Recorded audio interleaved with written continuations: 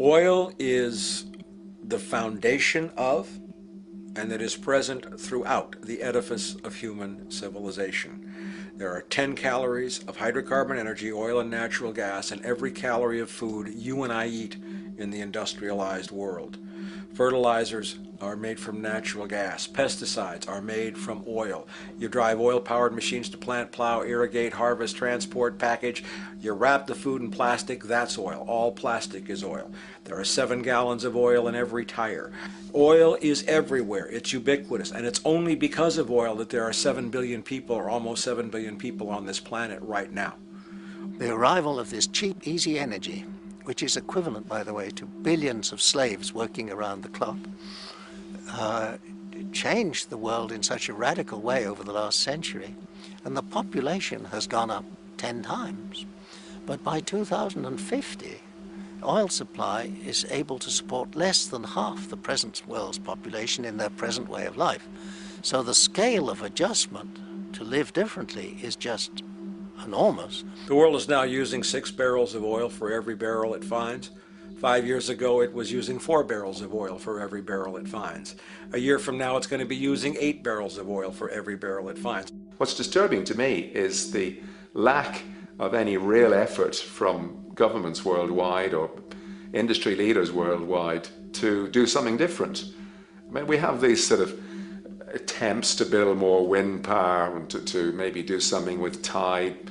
We've got attempts to make our cars a little bit more efficient.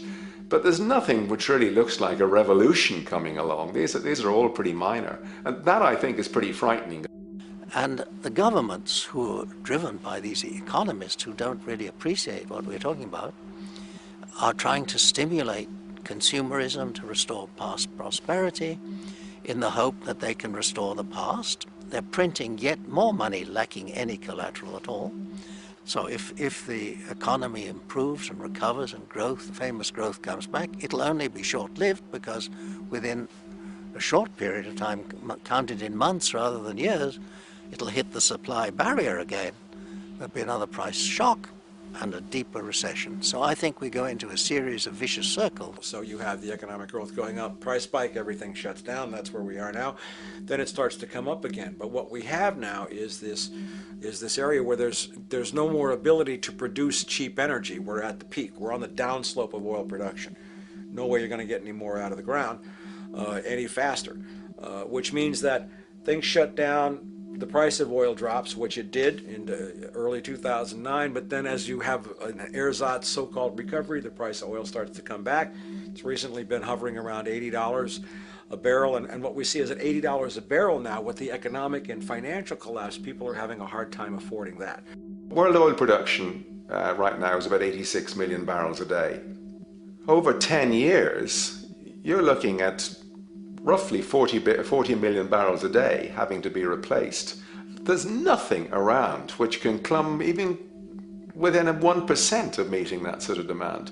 If we don't do something pretty quickly, there's going to be a huge energy deficiency.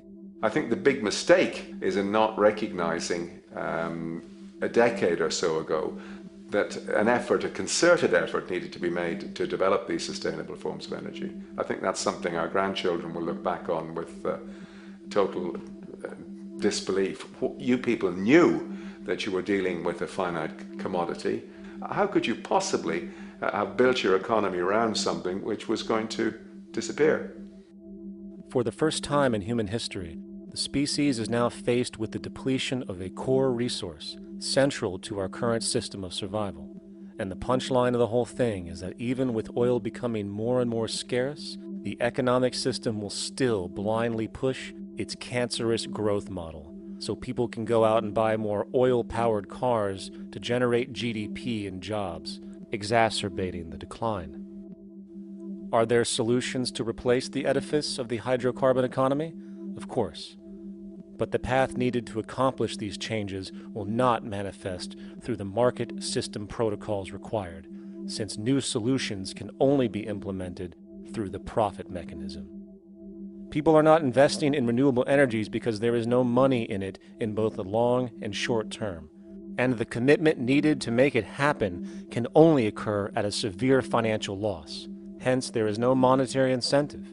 And in this system, if there's no monetary incentive, things do not happen. And on top of it all, peak oil is just one of many surfacing consequences of the environmental social train wreck gaining speed today. Other declines include freshwater, the very fabric of our existence, which is currently showing shortages for 2.8 billion people, and those shortages are on pace to reach 4 billion by 2030. Food production, the destruction of arable cropland, from which 99.7% of all human food comes from today, is occurring up to 40 times faster than it is being replenished. And over the last 40 years, 30% of the arable land has become unproductive. Not to mention that hydrocarbons are the backbone of agriculture today, and as it declines, so will the food supply. As far as resources in general, at our current patterns of consumption, by 2030 we will need 2 planets to continue our rates. Not to mention the continual destruction of life-supporting biodiversity, causing extinction spasms and environmental destabilization across the globe. And with all of these declines, we have the near exponential population growth, where by 2030 there might be over 8 billion people on this planet. Energy production alone would need to increase 44% by 2030 to meet such demand.